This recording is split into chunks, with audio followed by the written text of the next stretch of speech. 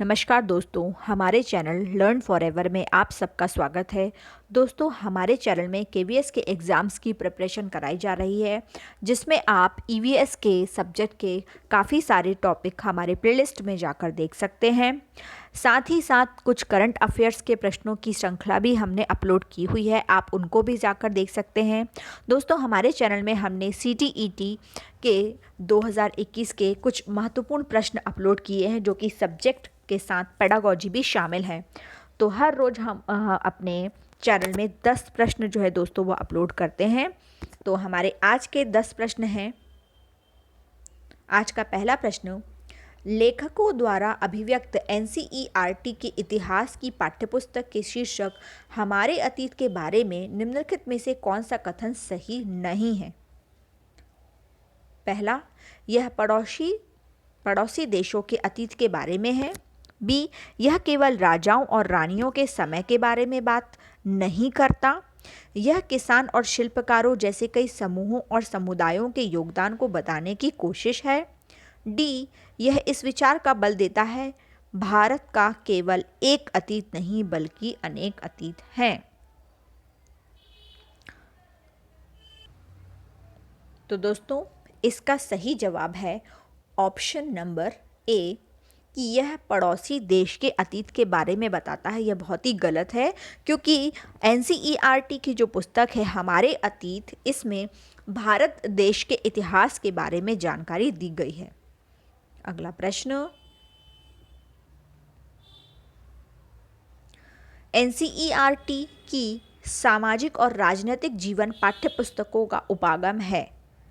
शिक्षार्थी को प्रश्न का एक सही उत्तर देना, पाठ्य की तथ्यात्मक विषय वस्तु पर शिक्षार्थियों का ध्यान आकर्षित करना, अवधारणाओं का उपसंहार करने के लिए परिभाषाओं का प्रयोग करना, अवधारणाओं को स्पष्ट करने के लिए केस अध्ययनों और कथाओं का प्रयोग करना। तो बताइए दोस्तों, एनसीईआरटी की सामाजिक और राजनीतिक जीवन पाठ्यपुस्तकों का उपागम क्या है? इसका सही जवाब है ऑप्शन नंबर डी, अवधारणाओं को स्पष्ट करने के लिए केस अध्ययनों और कथाओं का प्रयोग करना।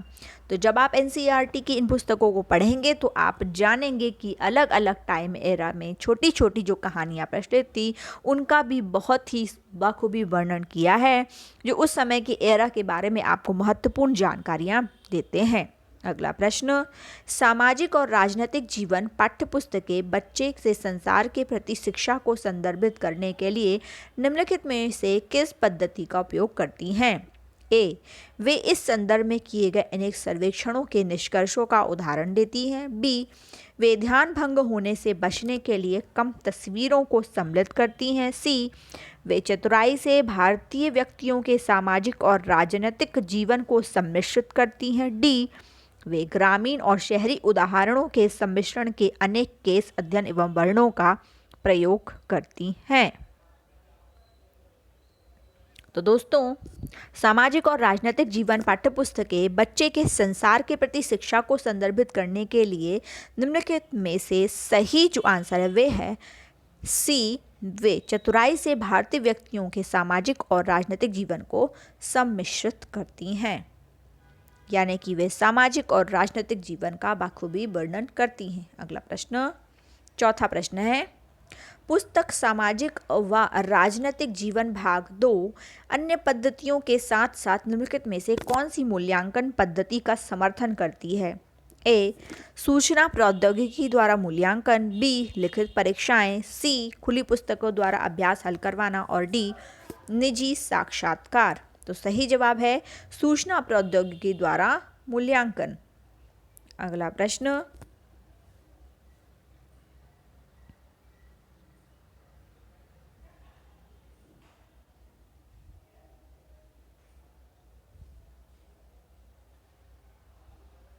भारतीय राष्ट्रीय पाठ्यचर्या की रूपरेखा 2005 प्रस्तावित करता है कि भूगोल पढ़ाया जाए, जिससे भारत की विविध भौगोलिक विशेषताओं की इसके आर्थिक विकास में भूमिका हो जाना जा सके, विद्यार्थियों का प्राकृतिक आपदाओं के भारत की अर्थव्यवस्था पर नष्टकारी प्रभाव के बारे में मार्गदर्शन किया जा सके, प्राकृतिक संसाधनों के अधिकतम प्राप्ति और उसका उपयोग पर ध्यान केंद्रित किया जा सके, पर्यावरण चिंताओं तथा इसके संरक्षण के संबंध में आलोचनात्मक समझ पैदा की जा सके।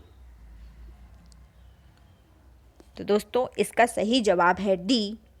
राष्ट्रीय पाठ्यचर्या रूपरेखा 2005 प्रस्तावित करती है कि भूगोल पढ़ाया जाए जिससे पर्यावरणीय चिंताओं और इसके संरक्षण के संबंध में आलोचनात्मक समझ पैदा की जा सके। Option number D. Question number 7, ऐसे मुद्दे की पहचान कीजिए जिससे कि महत्वपूर्ण होने के बावजूद मीडिया ने शायद ही उस पर ध्यान दिया हो।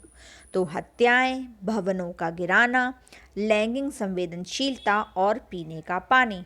तो सही जवाब है दोस्तों पीने का पानी। कि मीडिया यूँ तो कई प्रश्नों पर अपने वाद विवाद ज़रूर करती है, परंतु जहाँ तक पीने की पानी की बात आती है तो दोस्तों पेयजल मानव जीवन की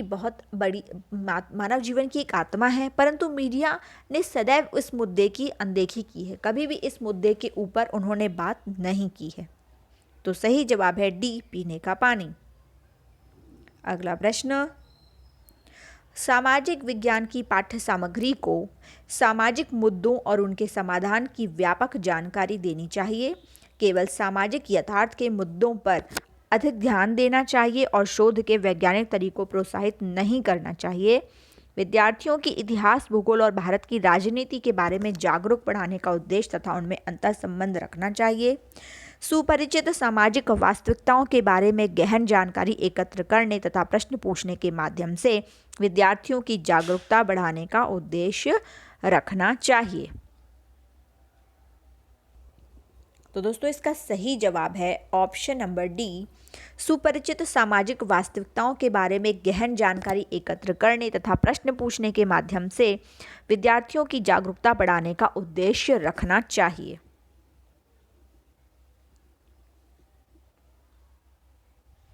अगला प्रश्न, उच्च प्राथमिक स्तर पर सामाजिक विज्ञान में शामिल है। तो उच्च प्राथमिक स्तर पर सामाजिक विज्ञान में क्या शामिल है? भूगोल, इतिहास, राजनीतिक विज्ञान तथा अर्थशास्त्र। राजनीतिक विज्ञान, भूगोल, इतिहास, समाजशास्त्र। इतिहास, भूगोल, राजनीति विज्ञान और पर्यावरण विज्ञान। इतिहास, भूगोल, अर्थशास्त्र और पर्यावरण विज्ञान। तो दोस्तों इसका सही जवाब है ऑप्शन नंबर ए, भूगोल, इतिहास, राजनीति विज्ञान तथा अर्थशास्त्र। अगला प्रश्न, सामाजिक अध्ययन वह क्षेत्र है जो मूलभूत मूल्यों, वांछित आदतों, स्वीकृत वृत्तियों तथा उन महत्वपूर्ण कुशलताओं के निर्माण के लिए आवश्यक है जिनको प्रभावशाली नागरिकता का आधार माना जाता है। यह कथन किसका है? E.B. वेस्ले का, M.P. मोफात का, क्रो एंड क्रो का और जेम्स हैमिंग का। तो दोस्तों इसका सही जवाब है option number D, James Hamming का। अगला सवाल, राष्ट्रीय पाठ्यचर्या प्रारूप 2005 के अनुसार उच्च प्राथमिक स्तर पर सामाजिक विज्ञान की विषय वस्तु निम्नलिखित में से किन विषयों से ली जानी चाहिए? ए, पर्यावरण विज्ञान, इतिहास, नागरिक शास्त्र व भूगोल। आपदा प्रबंधन, इतिहास, राजनीति शास्त्र व मूल्यपरक शिक्षा। इतिहास, नागरिक शास्त्र व भूगोल। इतिहास, भूगोल, राजनीति शास्त्र व अर्थशास्त्र। तो इसका सही जवाब है दोस्तों ऑप्शन नंबर डी, इतिहास, भूगोल, राजनीति शास्त्र व अर्थशास्त्र। तो दोस्तों यह हमारे आज सामाजिक विज्ञान पेडागोजी से संबंधित महत्वपूर्ण 10 प्रश्न थे। अगले वीडियो में हम पेडागोजी सोशल साइंस से संबंधित और भी प्रश्न अपलोड करेंगे जो आपके CTET, UP TET, other TET exams के लिए बहुत ही महत्वपूर्ण हैं। धन्यवाद दोस्तों।